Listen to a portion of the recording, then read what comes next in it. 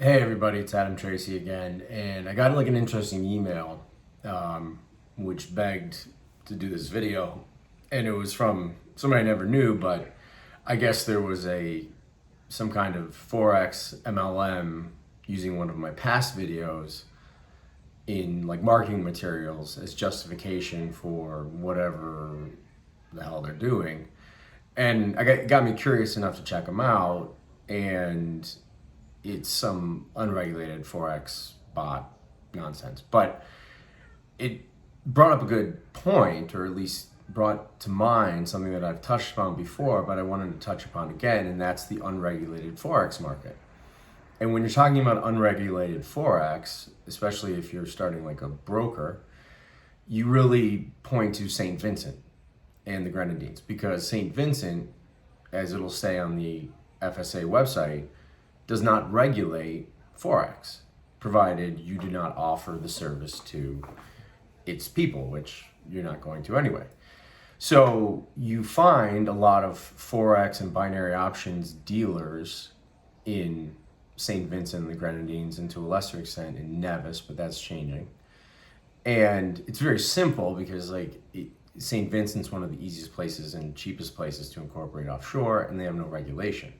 So you can be up and running like on an MT4, MT5 platform, white label, like in days.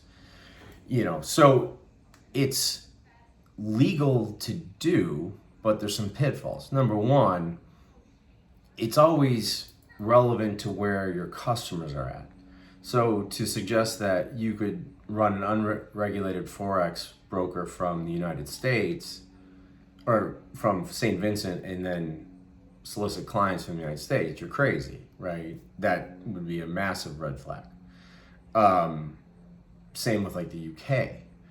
Other places jurisdictionally would look at it more as an offshore transaction, and especially like Asia, right? You wouldn't necessarily have any regulatory peril because of the way that those nations interpret their laws, and provided your disclosures are correct and specifically state that the domicile of this customer relationship is offshore in St. Vincent, then you're not really violating any laws. I certainly wouldn't be, I'd be wary about any place that has like a strong Forex presence, right? If I was setting up an unregulated Forex. But the bigger problem, the broader problem, is banking and payment processing, right? Going back 10 years ago, there was ample banking for unregulated, unlicensed Forex and binary options. Nowadays, you're down to less than 5 banks that would probably take the business.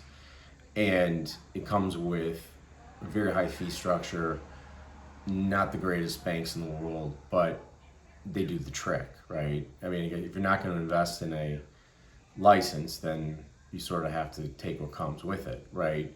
Same with payment processing, right? And that's almost harder to get than the bank, because if you're wanting to accept card deposits and stuff like that, it's really a tough pull, right? Even providers that are high risk and like speak to the Forex market really will look at your operations, and startups especially, before they onboard unregulated. So that's kind of the niche. Now, someone also asked me, can you run like a crypto exchange, like an unregulated crypto exchange? Does it work for crypto? No, it doesn't. St. Vincent. St. Vincent actually regulates to some extent, albeit their enforcement is lax, cryptocurrency, and like it would fall under their money transmission standpoint. So it's really just this hole for Forex and binary options and nothing else, right, in St. Vincent.